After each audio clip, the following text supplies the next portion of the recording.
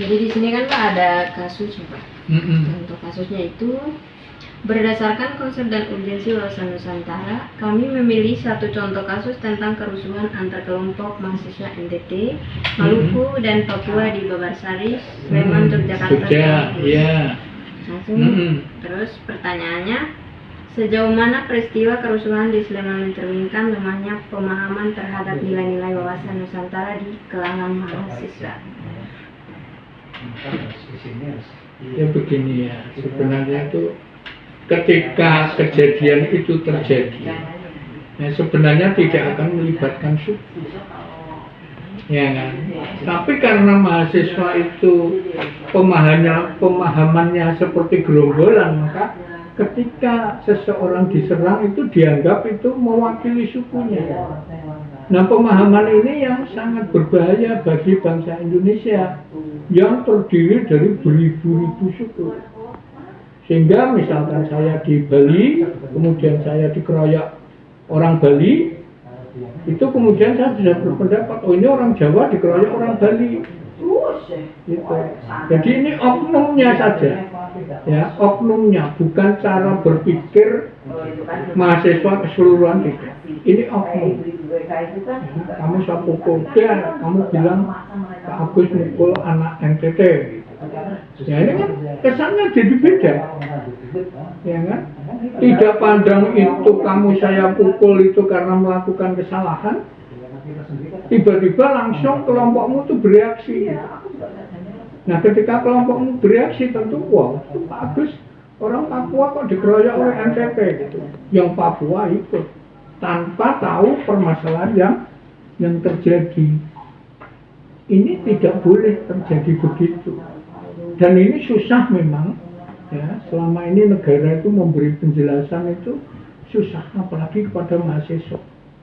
Nah, padahal diharapkan kita sebagai mahasiswa itu punya pikiran yang panjang, ya. Pikiran yang panjang tentang apa? Sebab dan akibat. Maka saya berulang kali di sini kalian jangan eksklusif. Artinya orang NTT ya kumpul NTT, orang Jawa Barat kumpul orang Jawa Barat, itu nggak akan menolong itu. Orang Cina kumpul dengan orang Cina, ya nggak bisa gitu. Hilangkan itu, hilangkan itu. Jadi bukan masalah pemahaman, secara saya, bukan masalah pemahaman, tetapi itu muncul secara ego spontanitas. Ego spontanitas, yaitu tadi, wah orang NTT dipukuli sama Agus gitu. Langsung NTT Jawa, ya, NTT bereaksi, orang Jawa yang di belakang saya juga bereaksi, akhirnya melebar ke kemana-mana. Nah ini yang penting dipelajari ketika saudara kuliah. Bukan barang yang gampang untuk menghindari hal-hal semacam itu. Itu justru tantangan yang terberat bangsa Indonesia. Eksklusifisme terhadap kelompok-kelompok itu. Nggak apa-apa.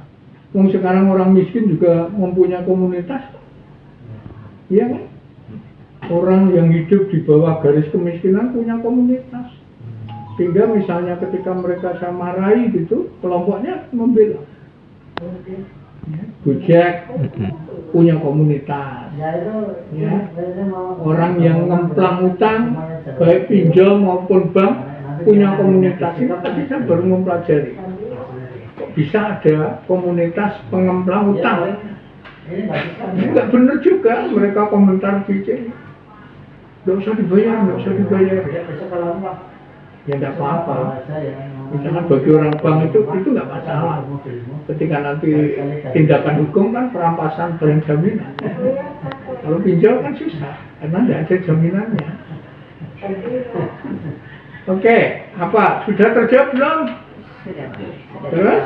Tapi nanti biar dicek kan, mau masih bagus ya. Pertanyaan keduanya, menurut Bapak sebagai akademisi, apakah pembelajaran kewarganegaraan saat ini sudah cukup efektif dalam menanamkan nilai persatuan dan kesatuan bangsa sesuai dengan konsep dari wawasan Nusantara kepada mahasiswa? Kalau efektif sih belum. Efektif kan dampaknya. Tergantung kita yang diberi pelajaran itu. Mau sadar nggak bahwa hal-hal itu efektif atau penting gitu. Kalau mahasiswa menganggap itu masalah sepele lah, ya kan? Wawasan kebangsaan bagi generasi muda itu dianggap wawasan sepele. Namun, ya itu tadi. Berulang kali saudara melamar CPNS itu, wawasan kebangsaan itu harus punya. Saudara akan diuji. Bayangkan ya, 2007 yang melamar BUMN Bank BRI, ya kan? Tahap setelah wawasan kebangsaan itu diambil cuma 100, 2.700 diambil 100. Seleksinya sedemikian parah. Kita nggak bisa nyalahkan, negara butuh aman gitu. Nah, efektif atau tidak itu tergantung mahasiswanya. Ketika mahasiswa itu menyadari pentingnya itu dan kewarganegaraan tidak dianggap sebagai mata kuliah yang hanya penyerta, diabaikan ya bisa. Ya, hasilnya nggak efektif. Ya. Ya, efektif. Contoh gampang aja. Temenmu teriak-teriak di kampus atau ketawa terbahak-bahak gitu ya. Ada yang mengingatkan dia? Nggak ada. Ya kan? Temenmu pakai motor helman, dia tidak diingatkan. Harusnya kan diingatkan. Aturannya kan pakai. Ya. Ini ada motor itu yang nggak ada nomornya, Mas. Depan belakang nggak ada nomornya, itu motornya siapa itu? Warnanya biru itu Suzuki FU apa itu. Ya, nah itu karena tidak menyadari pentingnya hal-hal tentang kenegaraan, maka mahasiswa tidak berpengaruh,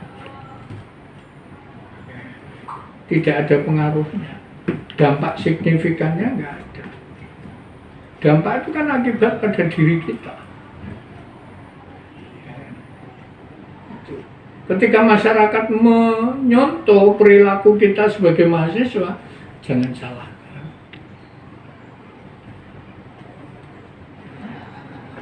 Ngambil buah-buahan misalnya di kampus, bukannya nggak boleh, boleh, tapi ada tembungnya, ada omongnya. Pak, boleh nggak saya minta sukun itu yang sudah tua? Oh boleh. Ya.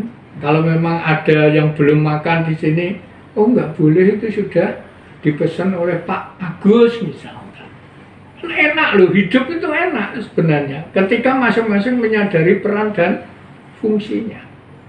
Nah di dalam kewarganegaraan ini kita dituntut itu. Negara mempunyai kewajiban, kita mempunyai hak. Namun, sekali lagi, warga negara tidak bisa menuntut hak tanpa melaksanakan kewajiban.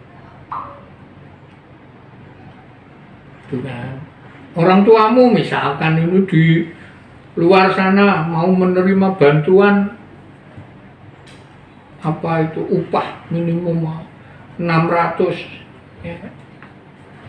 Pemerintah sudah sampai ke sana, tapi kewajiban warga negara, kamu harus ikut BPJS ketenagakerjaan, tidak dilakukan, ya nggak bisa. Kita sebagai warga negara menuntut hak, oh saya harus dapat juga 600.000 gitu, nggak bisa kita. Kewajiban kita mengikuti BPJS ketenagakerjaan tidak kita ikuti. Gitu. Paham ya? Jadi hak dan kewajiban lah. Kalau efektif atau tidak tergantung kita, dampaknya itu. Bisa ada orang mengatakan efektif, bisa, oh itu biasa-biasa saja. Ya tergantung. tetapi saya berpesan. Hal yang paling mudah adalah taati aturan negara. Itu. Ketika kita sudah taat sebagai warga negara, maka kita tinggal menuntut hak kita kepada negara. Ini loh, saya sudah taati aturan, sudah hidup sesuai dengan peraturan yang diberikan negara. Sekarang hak saya apa? Kita kejeblong di jalan gitu. Ya enak saja.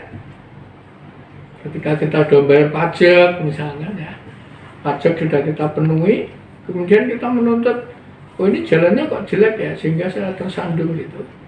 Gampang. Tapi ketika ya saya belum bayar PBB gitu, ya gugur gitu. Tuntutan kita gugur gitu. Itu contoh aja. Baik, silakan yang berikutnya. Oke, baik Pak. Yang terakhir, apakah Bapak memiliki saran agar wawasan Nusantara tidak hanya menjadi teori, tetapi menjadi pedoman dalam bersikap dan bertindak mahasiswa ke depannya? Ya, harapan saya sih semua itu ya, kuliah-kuliah itu jangan dianggap itu hanya menimba ilmu. Harus dihayati betul. Ya, harus dihayati betul. Kuliah apapun tanpa kita penghayatan, kita nggak bisa. Kuliah apapun tanpa kita menyukai, itu sesuatu yang tidak bisa ketemu gampangnya gitu. Ya, misalkan kamu suka matematika gitu ya, setiap saat yang kamu pelajari matematika itu susahnya apa sih? Nggak ada susahnya bagi saya. Ya kan? Yang suka matematika. Sama, yang suka pemrograman juga nggak ada susahnya, karena dia menyukai. Kan gitu. Maka saran saya ya, sukai semua mata kuliah yang diajarkan. Oh, banyak banget Pak. Tidak.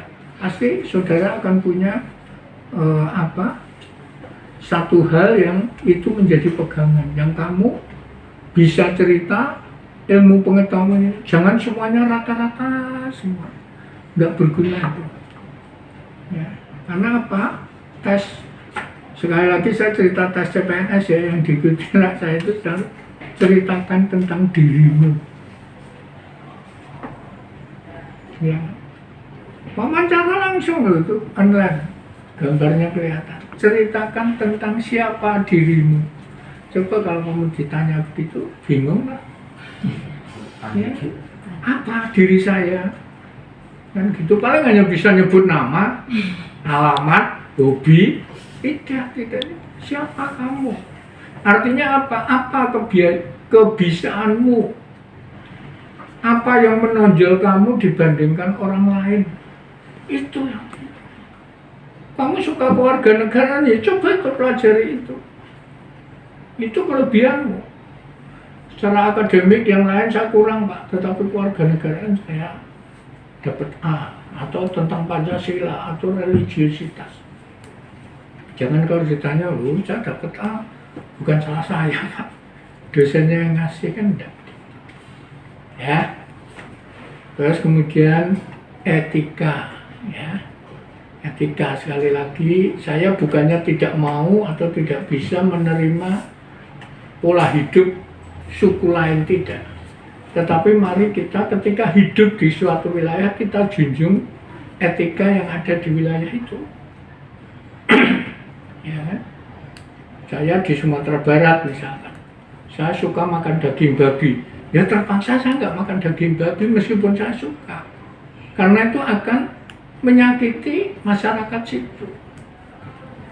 Masyarakat sini nggak bisa, kamu mahasiswa sampai jam 2 masih ngobrol, masih gitaran, nggak bisa. Batas maksimal 11-12. Tidur, meskipun kamu nggak bisa tidur ya jangan keluar dari kamar. Etikanya begitu. Mari, silakan duduk. Paham ya? Supaya nanti kamu paham lagi. Terus? Ada lagi aja, ya. Terima kasih Pak. Ya, Terima kasih. kita tamu. Ya.